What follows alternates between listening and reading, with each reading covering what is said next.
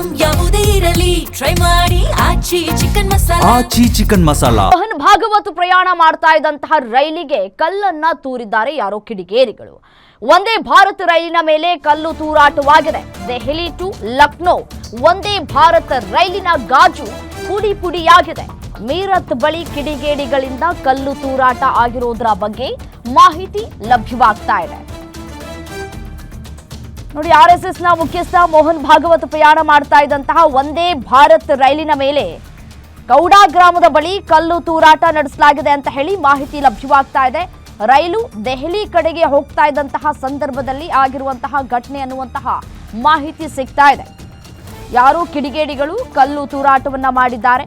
So ಹಾಗಾಗಿ ರೈಲಿನ ಕಿಟಕಿ ಗಾಜು ಬಿರುಕು ಬಿಟ್ಟಿದೆ ಅನ್ನುವಂತಹ ಮಾಹಿತಿ ಸಿಗ್ತಾ ಇದೆ. ಮೋಹನ್ ಭಾಗವತ್ ಪ್ರಯಾಣ ಮಾಡ್ತಾ ಇದ್ದಂತಹ ರೈಲಿಗೆ ಕಲ್ಲು ತೂರಾಟವಾಗಿದೆ. ನೋಡಿ, ದೃಶ್ಯದಲ್ಲಿ ಗಮನಿಸ್ತಾ ಇದ್ದೀರಿ, ಕಲ್ಲು ತೂರಿರುವಂತಹ ದೃಶ್ಯ ಮತ್ತೆ ಗಾಜು ಪುಡಿ ಪುಡಿ ಆಗಿರೋದನ್ನ ಕೂಡ ಗಮನಿಸ್ತಾ ಇದ್ದೀರಿ. ಮೀರತ್ ಬಳಿ ಕಿಡಿಗೇಡಿಗಳಿಂದ ಈ ಕಲ್ಲು ತೂರಾಟ ಆಗಿರೋದ್ರ ಬಗ್ಗೆ ಮಾಹಿತಿ ಲಭ್ಯವಾಗ್ತಾ ಇದೆ. ಯಾರು ಬೇಕು ಅಂತಾನೆ ಯಾರಾದರೂ ಮಾಡಿದ್ರ ಅಥವಾ ಮಕ್ಕಳೇನಾದರೂ ಆಟ ಆಡ್ತಾ ಇರುವಂತಹ ಸಂದರ್ಭದಲ್ಲಿ ಕಲ್ಲೇನಾದರೂ ತೂರಿ ಬಂತಾ ಗೊತ್ತಿಲ್ಲ. ಸದ್ಯಕ್ಕೆ ಪೊಲೀಸ್ ಇಲಾಖೆಯಿಂದ ಮಾಹಿತಿ ಲಭ್ಯವಾಗ್ತಾ ಇದೆ. ಕಲ್ಲು ತೂರಾಟ ಆಗಿರೋದ್ರ ಬಗ್ಗೆ ಯಾವುದೇ ರೀತಿಯಾದಂತಹ ಒಂದಷ್ಟು ಬಿಗಿ ಭದ್ರತೆಯನ್ನ ಕೂಡ ಈಗಾಗಲೇ ತೆಗೆದುಕೊಳ್ಳಲಾಗಿದೆ. ಯಾವುದೇ ಸಮಸ್ಯೆಗಳಾಗಿಲ್ಲ ಅನ್ನುವಂತಹ ಮಾಹಿತಿಗಳು ಲಭ್ಯವಾಗ್ತಾ ಇದೆ.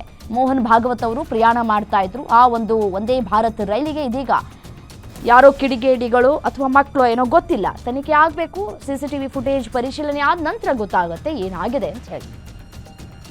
ನಿಮ್ಮೂರಿನಿಂದ ವಿಶ್ವ ಮಟ್ಟದವರೆಗೆ ರಾಜಕೀಯ, ಸಿನಿಮಾ, ಸ್ಪೋರ್ಟ್ಸ್ ಯಾವ ಸುದ್ದಿಯೂ ಮಿಸ್ ಆಗಲ್ಲ.